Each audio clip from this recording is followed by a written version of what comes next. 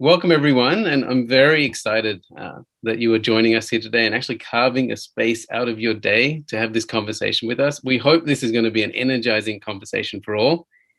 Now, firstly, I'd like everyone to take a deep breath as we wash away any Zoom fatigue that we might have throughout today. So take that deep breath in. And I want to start with an important statement, really, which is, with the increasing skills gap, all companies need to create learning opportunities for every employee.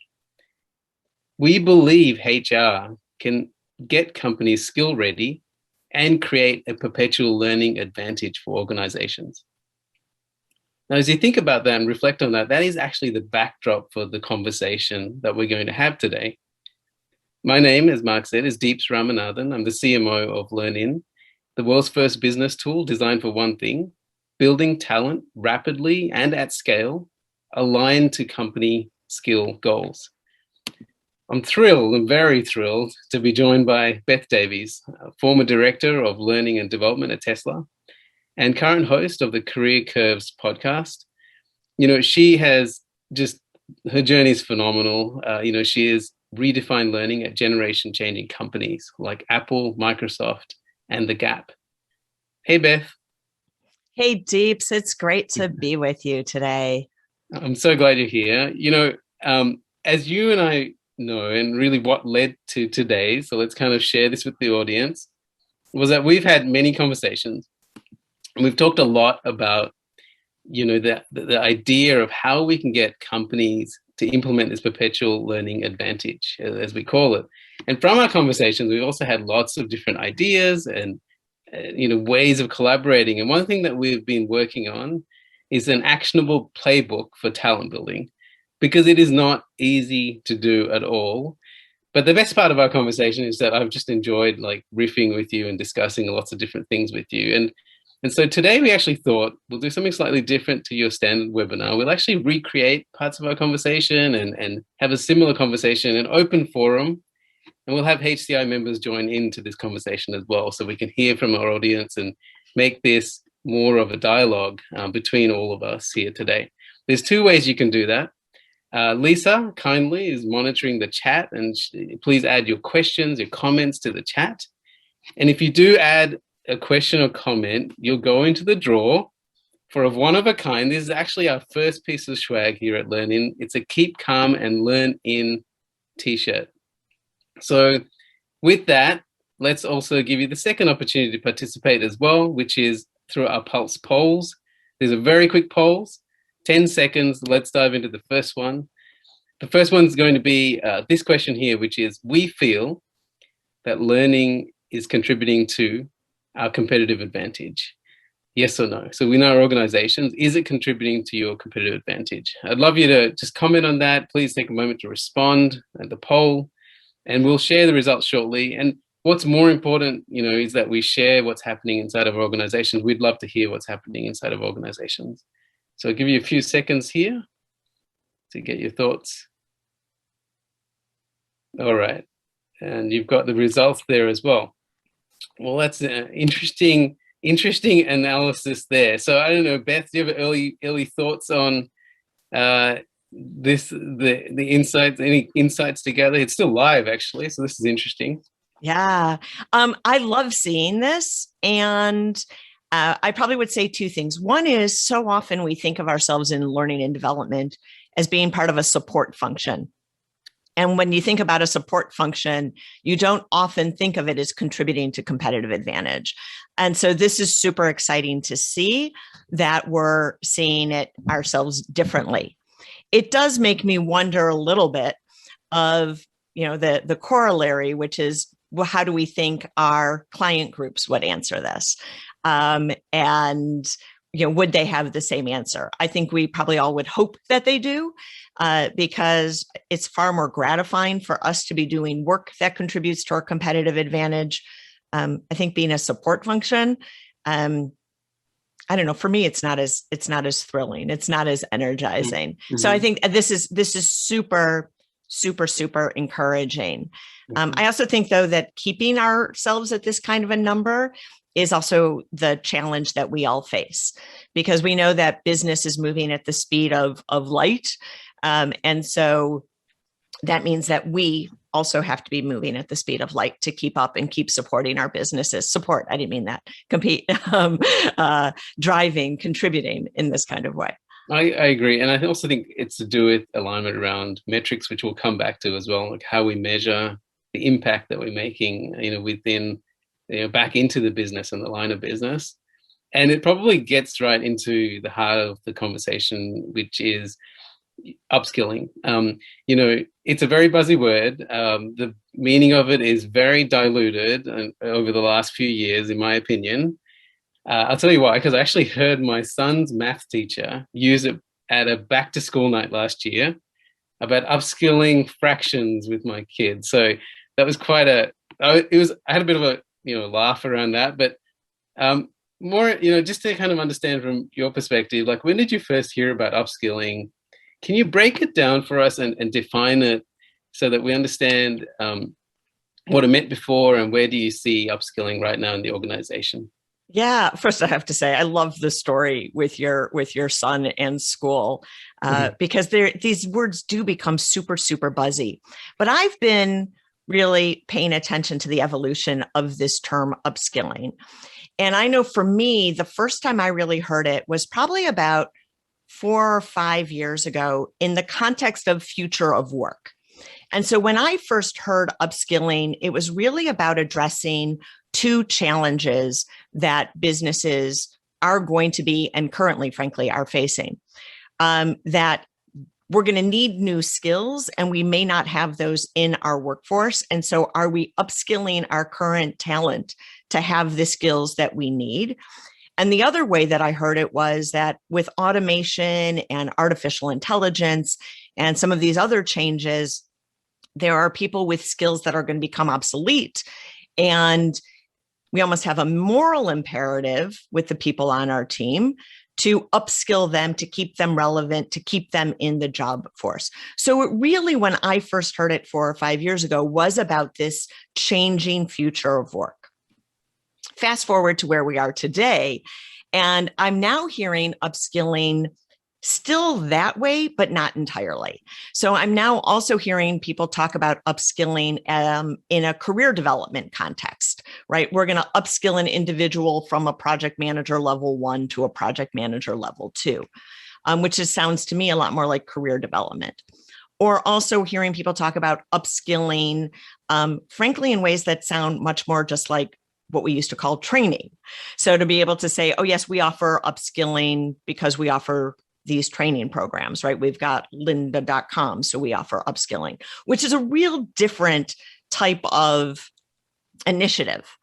But the other thing too that I've noticed is that those who are continuing to think about upskilling in the future of work context are saying that the word has become important. We're recognizing the challenge, but we aren't yet doing anything about it. And part of that has to do with, it just feels so big, so hairy, so audacious, so challenging that we're almost stuck. And so I think we really have to keep our eye on the future of work side of it, because that is the big, hard one. And recognize that this is critical work that we need to do, because it is, I like to say, it's not upskilling that is important. It is important, but it's the means to the end.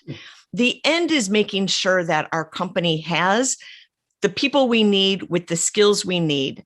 And that's how it contributes to our competitive advantage, right? We've got the people we need with the skills we need when we need them.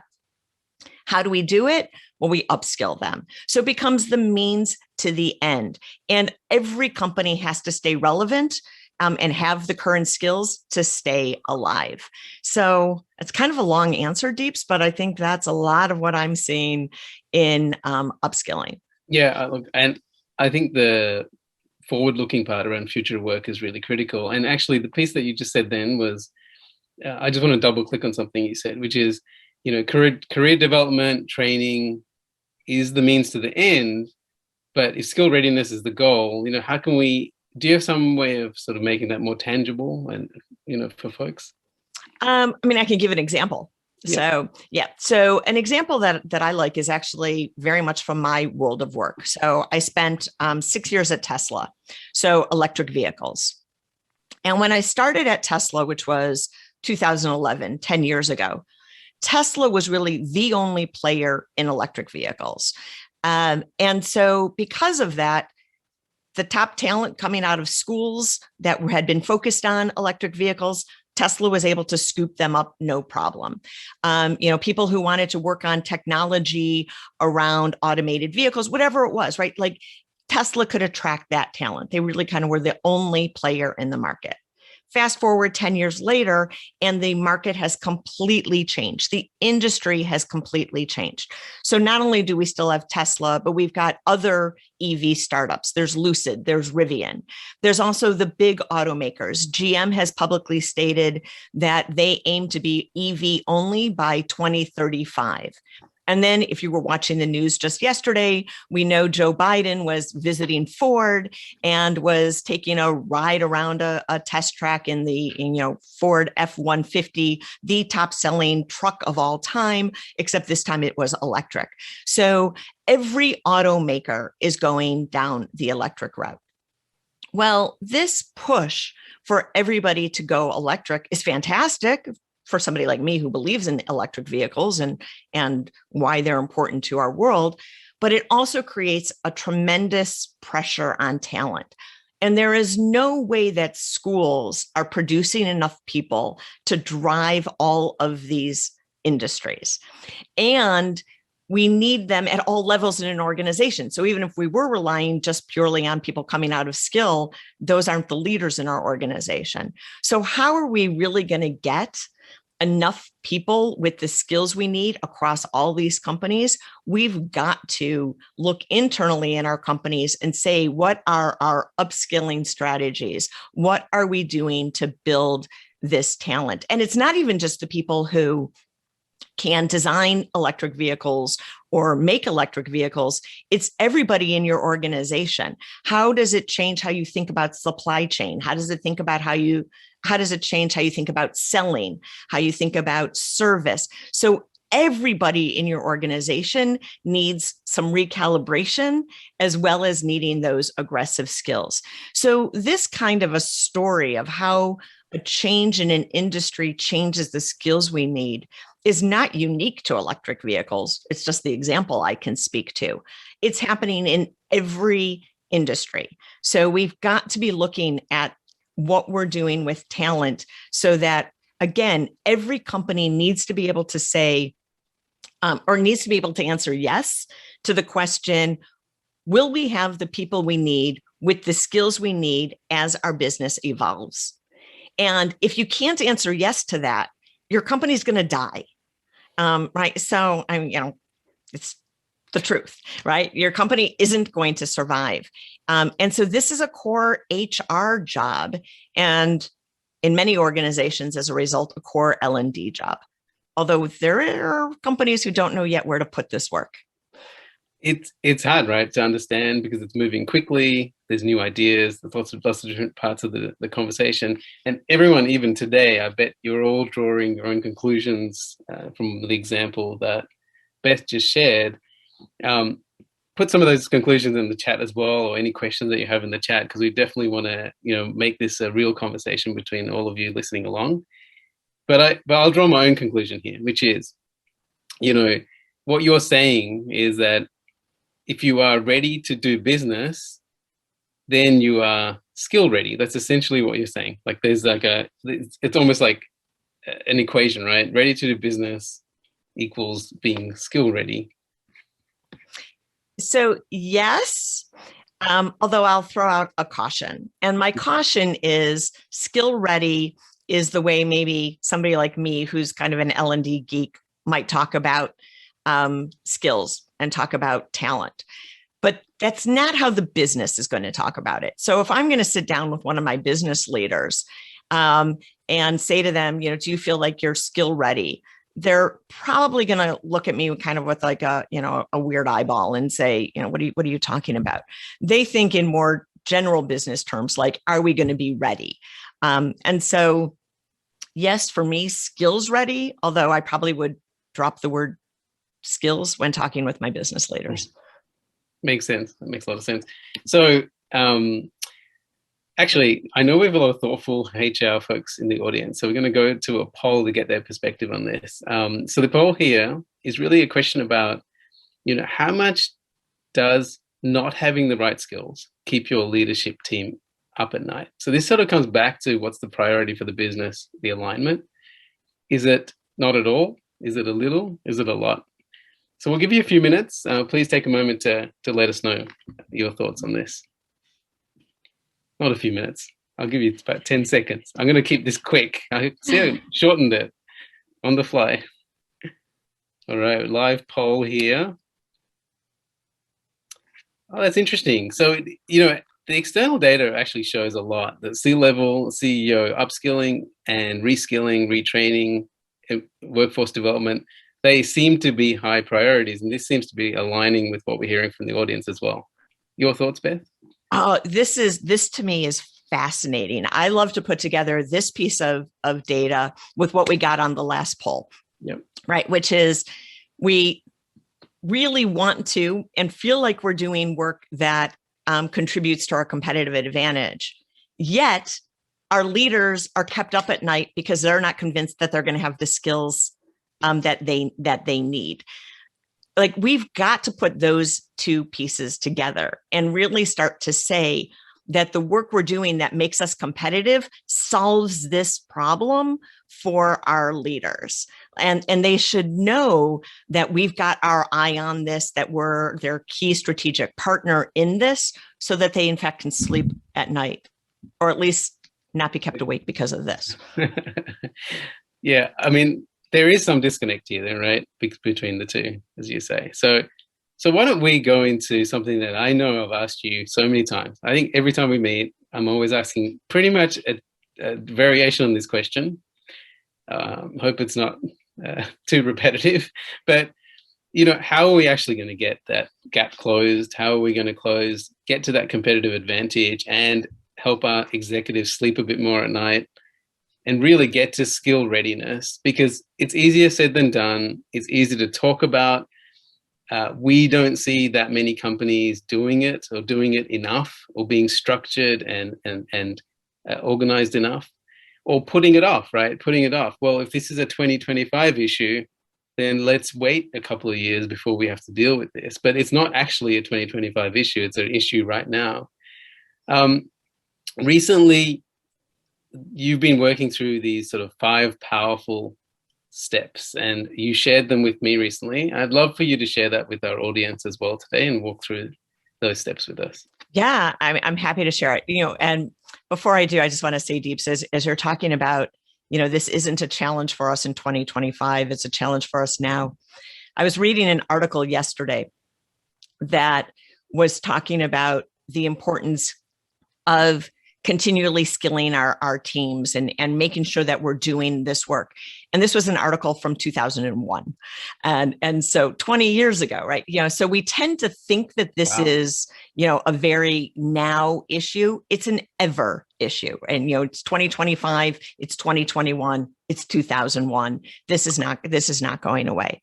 But when we think about it as readiness, and when we think about, I'm really going to be talking now about the big one, the future of work, these, long to develop type skills, not training, not career development, but really these bigger, like, are we going to have the skills we need for the future? Some of this big future of work stuff. So the steps really are to start with buy-in.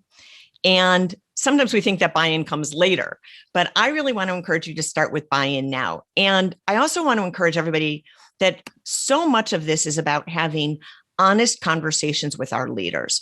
Unfortunately, what I've seen a lot over my career is learning and development as order taker. So kind of being brought in at the 11th hour, being told at the 11th hour, here's the business challenge that we're facing. And hey, can you now create this one piece of training for us? We've got to flip that, right? We've got to actually get involved in the conversations much earlier and even be driving those conversations. So what I mean by gaining buy-in, I don't mean buy into any particular solution, like a vendor you selected, but buy into the problem, that readiness matters. And so what we need to do is we need to, prior to this conversation, do our research. What's happening in the industry of our client group? What are the skills that are evolving in our client group? And then what we need to be able to do is we need to go and have a conversation with our business leaders that say, hey, here's what data from the World Economic Forum is saying. Here's what data from Burning Glass is saying about the skills that are going to be needed 6 months, 12 months, 18 months down the line. And then ask and engage in a dialogue and say, is this what you're seeing too? Are you seeing in our business that we're going to need the same skills that the rest of the world is talking about? Sometimes our leaders are very focused on the immediate, the near term, the near 3 months to 6 months. And we need to push them to say, let's look 6, 12, and 18 months, especially because that's how long it's going to take to develop many of these skills. So share the data about emerging skills, get them to say, yes, this is matching, and that there is in fact going to be a gap. Now, once you've got the buy-in that it's a problem to solve, then you're going to move into the next step, which is prioritizing. If right now they say it's not a problem, then don't engage yet in this upskilling, right? Either go back and build the business case or recognize that, I had a mentor early in my career who says, who told me that he said, it's 2 years to a good idea. And I thought he was a little bit cynical. But over time, I've really learned that what he sometimes is talking about is just because we're seeing a problem, sometimes we actually need to take more time to build the business case so others see it. And so we've got to do that. So that's this big step 1. I don't think in L&D we do that up front enough. So step 2, though, is then prioritize the needs in partnership with the line. So there's a good chance if you're having this kind of a conversation with a number of business leaders that there's going to come out 6 different priorities. And we, of course, can't do everything at once. We always try. It's also my experience in HR and learning and development. We often try to please everybody and do everything at once, but that's really, really hard to do. So you've got to prioritize it, with the line. And this is really about doing some shared goal setting. How many people in our organization are we going to need with these skills and in what kind of time frame? So are we talking 6, 12, 18 months? What happens in our business if we don't have these skills, right? And these types of questions are going to help you prioritize. I like to think of fast, faster, fastest, right? Are we going to need this quickly? Are we going to need this even faster than quickly? Or are we going to need this like super, super fast? Because that kind of information changes the solution that you go to, right? If it's like, look, we need these skills, but we don't need them for 18 to 24 months, then that changes what your strategy is. Beth, can I interrupt you as you Oh, I'd love you to. Yeah. Something that comes to mind, right, is we spend a lot of time on competency models and working through the different skills, pathways, or journeys, various names. But what I have come to realize is a lot of that slows the business down. It slows the way we approach some of these things. And you're suggesting potentially a broad-based approach here, right? Like, what are the top skills? Let's go through. Is that what but how do you reconcile the two? Because I think that's kind of where we've been. And where we need to move forward is to think more about, driving the agenda with the business, driving forward at a scaled, with more scale. Yeah. So you're calling out what I have seen as a rabbit hole that HR tends to, and learning and development tends to go down and really kind of get stuck. And as a result, we don't start to get the results and start to contribute to, to the business that we want. Mm-hmm. So, so sure, we can do competency models and they can have value, but there's also just tremendous data that's out there that says, here are emerging skills that businesses are going to need. And it almost doesn't matter so much what your competency model is, or it doesn't even matter what your skills inventory currently is inside your company to be able to say, here are the skills that we're going to need in the future. Mm-hmm. There's an interesting piece too, and this might be jumping ahead just a little bit, but that's okay. That once you know that there are skills that you're going to need in the future, I personally am a big fan of like getting on the biggest platform you can, the biggest stage that you can, an all hands meeting, and declaring to everybody, here's what the future is telling us that we're going to need, Mm-hmm. and inviting everybody who's interested to develop in those skills. And the reason that I say that is it's so common in organizations that we get a candidate. We're looking for somebody in marketing, let's say. Mm-hmm. And a candidate comes in and they've got both marketing and finance experience. And we say, gosh, this is great. I love that you've got this shared background or this combined background. But this role right now is marketing. But in the future, as you grow in this company, you'll have opportunities to pull in the finance piece. Great. The person comes in on day one, and almost immediately we forget that they've got the finance background, and we start them only doing marketing things. But I promise you that person themselves has not forgotten that they've got that finance background. So now if we start to say, here's a skill we need in the future, and it's some skill that combines or that's going to be so perfectly suited to somebody who knows both marketing and finance. Maybe it has to do with data analytics or something. Mm-hmm. That person knows this about themselves and they can speak up. So we can look to create fancy solutions that give us skill inventories or competency models. But we also can do things a lot faster by grabbing this data or asking people and giving people the opportunity to raise their own hand. Mm-hmm. I think we've got to be really careful about things that are derailing us and not using them as excuses. That's great. Rising tides approach. So I'll let you carry on. Back to the steps? Okay. Yeah, I think it's good. That was very helpful. Thank you. Yeah. Put you on the spot there. No, I like it. You know, I like it.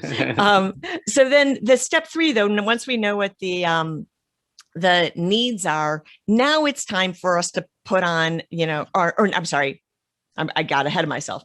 Now it's time for us to, still in partnership with the line, have a conversation that figures out, are we going to build this talent? Are we going to buy it? So are we going to recruit? Or are we going to borrow? And borrow is really about, are we going to use temps? Are we going to use contractors? Are we going to use something that, isn't necessarily within our own headcount? And this needs to take into account everything that you were talking about with your partner about the time horizon, as well as the market competition. So this has to be, again, a super honest conversation about what is the state of talent in the market, and can we afford to buy? Do we have the time horizon to build, et cetera?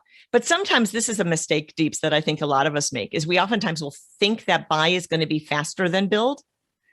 But if the talent is super competitive, buying is going to take a long time too, because, not only do you have just the whole hiring and recruiting, which takes time, right, to get all that scheduled, but that talent, that first person that you saw that you loved, has also talked to 3 other companies and may not come to you. And so it also is going to take some time to buy. Plus, too, if you need a lot of people, buying can also take a lot of time, because filling 12 positions, for instance, you can say we're going to fill 12 positions, in 3 or 6 months. But to do that with top talent can oftentimes be really hard on that horizon. But now that what is it that we're going to build? Now it's time to find a solution with the time horizon that you have. So this is a job that I think L&D HR is really good at, and historically has been good at. So this is about looking at our options, looking at our menu of development options, identifying the best one that fits with the time horizon that we had, right? So again, now we're going to look at fast, faster, fastest, which option helps us meet that need, et cetera. But here we also need to think about when learning will be done. Mm-hmm. So oftentimes when we think about building talent, we assume that this is something people are going to do while they're doing their other job, or they're going to do it And sometimes for some people, that means then doing it at home. And that is one option, to have employees complete the learning while they're doing their job. But there is another option that we may have to consider, which is making learning somebody's full-time job. And that could be super tough for many companies and may sound extreme. But if our best option is to build the talent and it takes time to build it and we need them quickly, then we may have to create that space by making learning their primary job.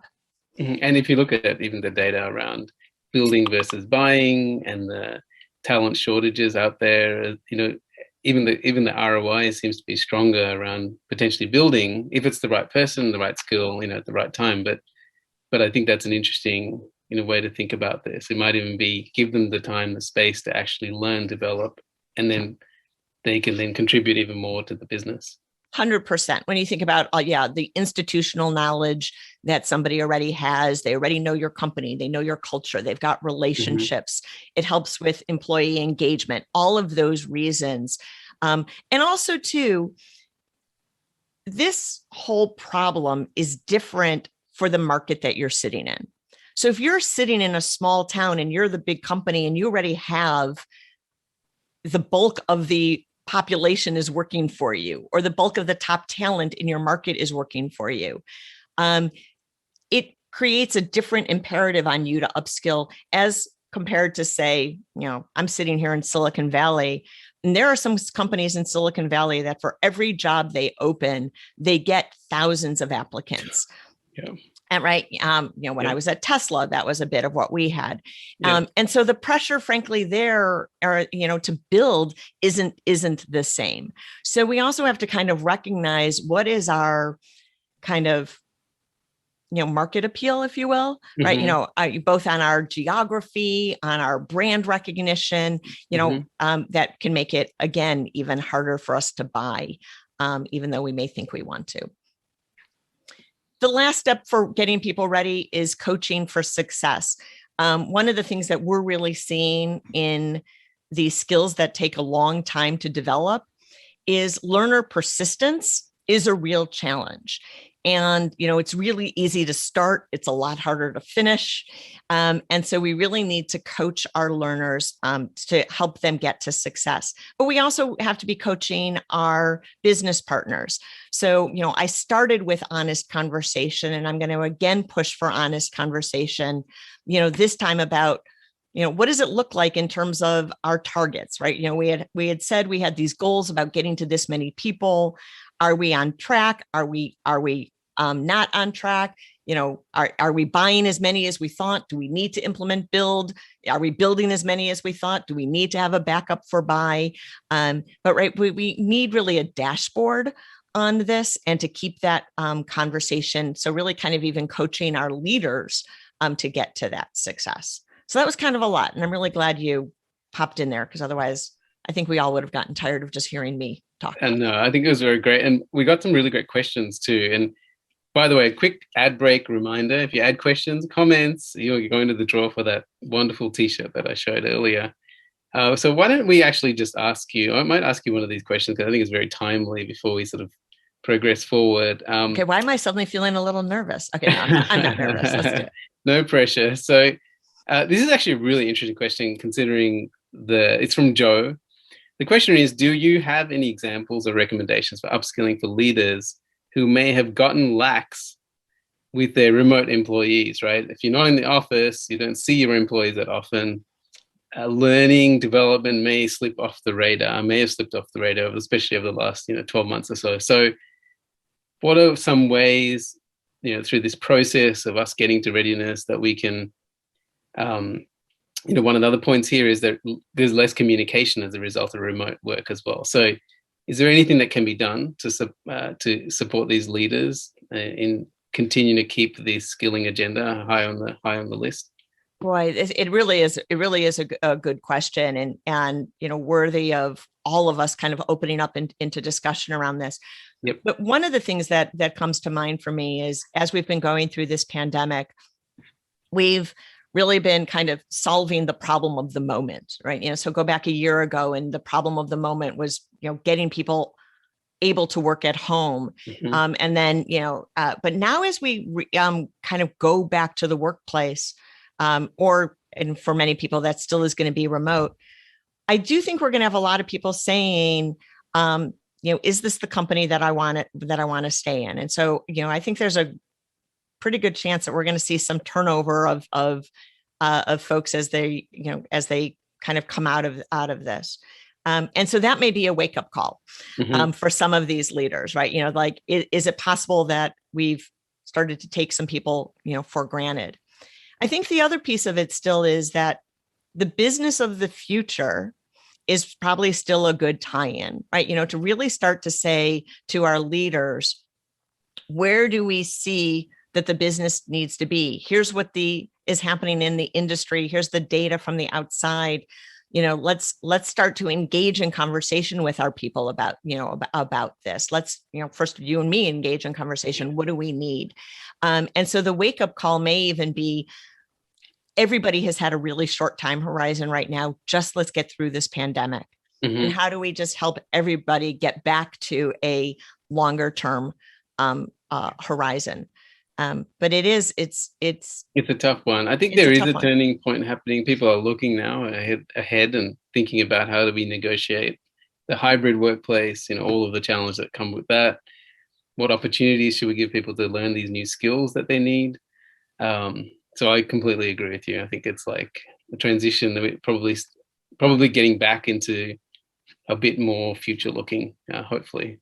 Yeah. One thing I will add also, Deeps, is I remember at the beginning of the pandemic and with the, first move to working at home, mm-hmm. people really started to talk a lot about having an increased empathy for the whole person of the people that were on their teams. And so what mm-hmm. I mean by that is that suddenly they were seeing their employees, their team members in the context of their full life. Yeah. And so they started understanding that people had home responsibilities, parental responsibilities, elder care responsibilities, whatever else it might be. And I think maybe there's a way too for us to take that empathy into learning, mm-hmm. so that while it's easy for us to say, oh, people can learn on their own time. But if we recognize that there are these rich lives and everybody's rich life is different, that one size fits all of people learning on their own time may not really work. And especially if we're trying to get to some level of skill readiness in the future. And so we may need more answers to where and when people learn. Well, with that, then, what are you seeing with your L&D peers, the professionals you work with and you talk to every day around, especially the forward-thinking ones? Like, what are you seeing around how they're scaling that, not just for hybrid or remote work, but just generally thinking about it differently now that we're in a different place with all of the various technologies and the opportunities that we have now, and the range of skills that we need to build as well. Yeah. So I know you're teeing up this funnel conversation, right? That you and I can't wait for this conversation. Yeah, which is perfect. So this is really fun. And I want to really, be honest with everybody who's on the call, that I want to now share with you a way of thinking that I know I haven't shared with anybody before, other perhaps, than Deeps, but it's really come out of all of these different conversations. And it's a new way of thinking. And I'm really kind of curious how much this resonates with the folks who are with us today. And so this is what this thinking is about, how we scale. Mm-hmm. In the past, L&D has really been about how many people can we fit in a classroom, right? So we've been constrained, and we, as a result, we've tended to have a one-to-one correlation. So if we need 5 people skill ready, then we need to put 5 people through development, right? Because we were constrained, that's how many butts we could put into a seat. But we no longer have that constraint. So much learning is happening digitally. And so the new part is, I think we have to take inspiration from people like sales. So we've got a sales funnel, and I know I've got this on a slide for you. So let's pull that up. So if you've never worked with a sales organization before, I'm going to take you through this. If you've worked with a sales organization, this is going to look super familiar. But the way a sales organization works is they typically start with the bottom and they say, how many sales do we need this quarter, this half year, this year? How many sales do we need? And then they figure out their funnel to get there. And they say, okay, so we're going to need this many prospects. We're going to need this many people who are possibly interested in our product. And then from there, all those prospects are going to become qualified leads. So like we know not every prospect is going to become a verified interest. And then those then become an opportunity. So that means they've got an interest, plus they've got the ability to pay in our time frame, right? They can meet our minimums, whatever. Then we work with those folks to actually say, okay, can we put together a proposal that works for them? How many of those can we expect to close to make a sale? And what the folks in sales know is that this is not a straight pipe, right? You know, that you can't have, if you want 5 sales, you can't have just 5 prospects. And over time, they've really learned and have modeled how many prospects we need, how many we're going to fall out at each of these levels. Well, this is the new thought. We should be doing the same thing in learning and development, particularly around upskilling. So if we pop up to the next slide and look at this next funnel, we too should be saying with our business leaders, how many are we going to need to be ready? And we get that number, right? That's that goal at the bottom.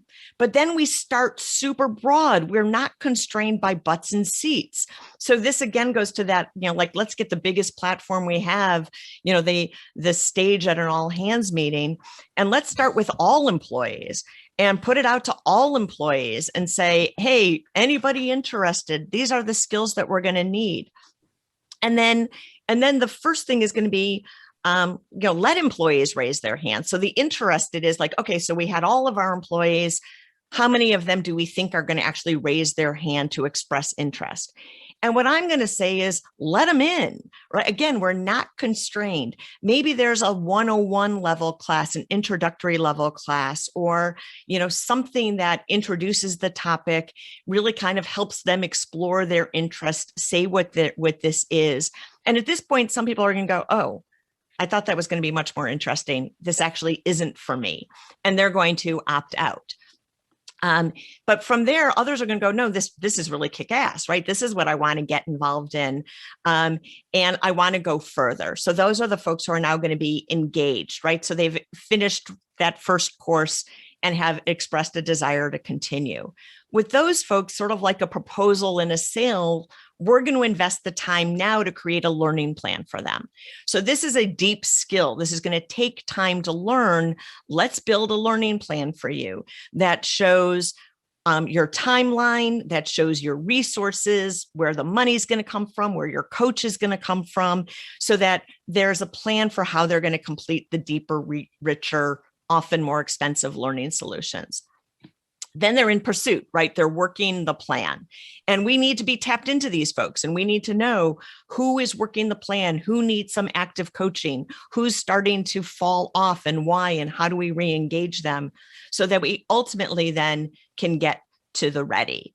And so this type of a funnel also, by the way, changes those conversations we're having with our executives, because now we're able to say, our goal of ready in 12 months, or our goal of ready in 18 months or 6 months, right? Where are we? You know, we knew we needed this many interested. We didn't hit that. What are we going to do to either get more people interested? We need some more marketing around learning and this initiative. Or, or frankly, we're doing great. We've got this many people on a learning plan, but they also need a boost of engagement from you, leader, to keep them engaged. But we end up with a whole different kind of set of metrics and a whole different conversation about what's happening to get us to ready. So this is, like I said, this is super new, and I'm super interested to hear if this is resonating with people, but we'll get to that in the Q&A. Well, guess what? Well, you've already got great reaction so far. The sales funnel correlation is brilliant. Thank you, Yes. Stephen. The final idea is great. Thank you, Debbie. And there's more. So clearly, this is the first reveal of this idea. And I actually more interested in everyone's thoughts and reactions. Like, what would you change in this funnel? What are some of the pieces that you think could be added to it? And adapted, because this could be a nice way to also communicate back to the business potentially, right, Beth, like around, talking to them about, how we see ourselves as driving forward some of these upskilling programs. This is absolutely a business conversation, right? It gives us a dashboard that we then can talk to our business about, right? Our business has dashboards for everything, not as well for learning. I think we've been looking for a good learning dashboard, but something like this is a fabulous learning dashboard. Another piece of this too is it ties into our diversity and inclusion conversations as well, because when we think about people falling out in the funnel, if they're falling out for lack of interest, frankly, we should be celebrating that. And we should be saying this is good, right? We expose something to people, we increase their level of understanding, which is good. That helps them speak a language, but we've also identified this isn't their passion. That's good. So fallout because, hey, this isn't me. We should celebrate that. What we shouldn't celebrate, though, is when people are falling out because they don't have the time, they don't have the money, they don't have the support. Because what we know, unfortunately, is that those obstacles affect different populations differently. And we're seeing this for sure during the pandemic with all of these different stories of how women, for instance, are being impacted because of childcare and home care in ways that are different than men. But if people are falling out because they can't afford it, they don't have the time, they don't have support, we can solve for that, and we should be solving for that. So we also should be reporting from a diversity and inclusion perspective, our outcomes of readiness reflective of our full employee base, right? So it's typical that as people advance, we lose the diversity we have at base levels. We need to continue that diversity in our readiness levels. Yeah, and if you move to the next slide, we can share the data on that, because particularly this is very common, but every single report over decades is showing that progression does, different populations have different potential to progress through the organization. The advancement slows for different populations in the org. And can you break down some of the factors there, like specifically around what you think? I mean, you've already spoken to some of those as well, but is there anything there that we can also do better, be better at in addressing? So so particularly for the next slide, the talent building one. Like this is the one where we've got to say, right, that the workforce, right, from a talent building should be just as diverse. And this, I think, is really about saying, if time is the issue, how do we create more access to time while at work? If funds are the issue, how do we make sure that we're funding? Unfortunately, a lot of programs, like even tuition reimbursement programs that require people to pay up front and then get reimbursed, from a DEI perspective, that model doesn't work equally and equitably for all groups. And so we really even need to look there and say, how are we funding programs in ways that allow access across economics, gender, race, all of our DEI metrics, and then even support, right? That learning is hard. Learning over a long time is hard. And so we also need to be sure that we give that support. And this, again, is something that we should report against. So not just that funnel, but also our DEI metrics against the funnel. That makes a lot of sense. Now, I'm conscious of time, and I do want to get some of the audience questions in. So I might, in fact, skip this next poll and move into something that I know is more critical than just the how. It's actually who, right? Like, how do we, you've talked about the how, there's powerful actions here that we need to take in the organization, but more actions means more responsibilities potentially, or removing some existing responsibilities. How do you manage the execution of this through people? Like, who gets involved? Yeah. Whose responsibilities are there? And I know this is a very important topic for you, Beth, because I know that you can't just add more things on people's plates, Yeah. right? We need to think about this differently. Yeah. And so I'm going to cover it quickly because, like you, cognizant of time and I want to get to Hmm. questions. But when we started, and I mentioned that there's a lot of people talking about upskilling and then very few who are actually executing. It is because this is hard. And a lot of times we're trying to tack it on to people's existing jobs. But when you really think about all of these activities and all of these steps, you really start to see that we need somebody who is designated as this perpetual learning strategist.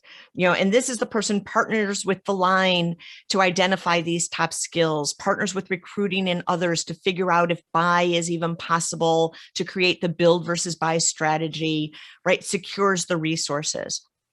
The operations is the person who's going to be sourcing programs, implementing, managing the vendor partnerships, internally marketing. A learning coach, when we talk about all the support that people need, right? You actually need coaches who are going to be creating these learning plans with people. It was on the funnel, I think the third one up, right? Creating learning plans. So creating the plans and helping people work the plans and doing the check-ins. And then the analysts are the people who are tracking all this data and making sure that learners are on track and that leaders have the info that they need. So this is the work that has to get done. I'm finding in most organizations that this doesn't tack on easily to other people's existing responsibilities. So it may mean creating new roles, some new teams, but we've got to recognize that these are the responsibilities and roles that it takes to make all this happen.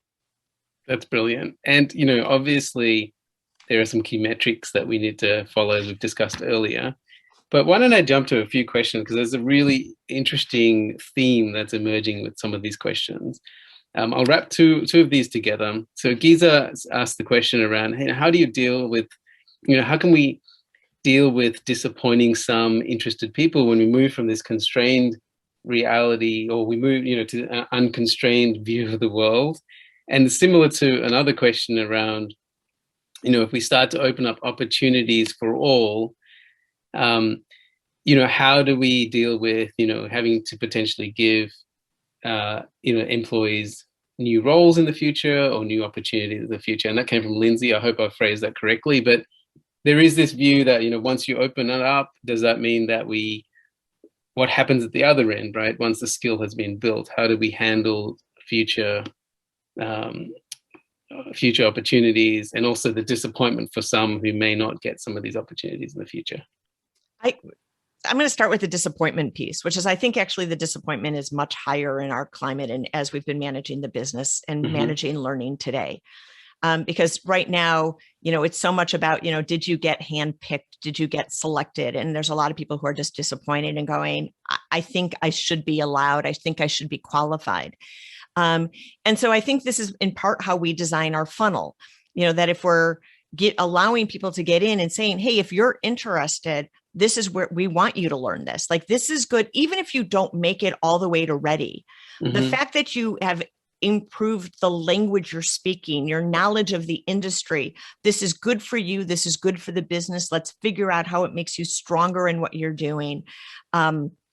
It also, I think, goes to the learning plans, right? That some people are going to come into this and say, not only am I interested, but I've got 10 years of related experience here and here. Well, their learning plan then is going to be shorter, and they may be your first ones getting to readiness. And there's also an honesty with our learning coaches that talks to people and starts to say, we want you to get there. Let's talk about what that looks like for you. And so there's the pieces in here that, you could probably tell already, I'm super big on honesty. Yes. I'm also not convinced we do this enough, right? That we're so concerned about hurting people's feelings when, people can handle the truth. Isn't that a line from a movie or something? I can, but people can handle the truth. You can't handle the truth. Yeah. Yeah. Right. And so, but I do think the greater disappointment is when I'm not even given a shot. Give me a shot. I think that's right. There's hidden opportunity. There's other things also, even disconnecting potentially the view that having base skills or foundational skills can improve productivity in their current roles, can expand the scope of what they potentially do. So it's not always potentially about progression too. So maybe some of the conversations, the honest conversations, need to shift towards what does adding 20% to your current job, if you have this skill, look like. What does that mean for you in terms of doing more and contributing more to the business? So there's 100%. some part of that. Now, I'm very conscious of time, and I want to make sure we leave on time. So what we'll do is there are some questions that we can come back to offline, so we can follow up on those questions. But firstly, I want to say thank you to you, Beth, for walking us through what I found was really fascinating when we talked previously, and I'm glad you had a chance to share this with folks today. Your view on upskilling, the 5 actions, the learning funnel, how we reduce barriers for different populations, the new roles that we need, metrics. We covered, I think we covered so much in like 50 something minutes. So, I thank you for that. I don't know if you had any last thoughts or comments to add.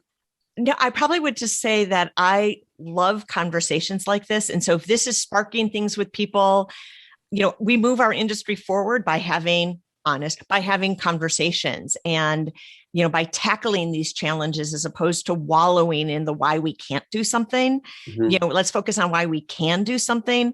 And so I'm just looking forward to continuing this conversation. 100%. And invite others to join. Yeah, and one way you can join, by the way, it's a good segue, thank you, is there's actually two call to actions. One is for folks is being able to, we're actually thinking about this playbook. And so if you want to collaborate with us, we can work on this together and get inputs, insights from others. Please email us, reach out to us. We can work together on this. And also, if you're interested in receiving a copy of it in the future. The other part is, we hope today was really tangible and actionable. And, more than happy to continue this sort of dialogue. One way you can do that, and if you do that today, go to LinkedIn, follow the Learn In page on LinkedIn, and we'll actually be drawing any new followers that come to us today for another t-shirt. So I'm plugging my t-shirt, but I also want to, more importantly, actually spend time having these types of in-depth conversations of where we need to be. So thank you, Beth. Thank you to our audience as well. Phenomenal questions and just dialogue. And we'll follow up with, like I said earlier, with that. So thank you all for your time. Appreciate it. Mark, over to you. Okay, thanks, Deeps. Just a reminder for HCI members, today's webcast is approved for HRCI and SHRM credit, as well as for HCI recertification. Your credit for attending this webcast will soon show up in your My HCI dashboard under the transcript tab. And while you're there, don't forget to check out hci.org for more insights, as well as information on our certifications and other events. I'd like to say thank you one more time to our presenters today, Beth and Deeps, and to the good people at Learn In. And thank you to our viewers. Thanks for spending an hour with us. We'll see you next time. Bye, everybody.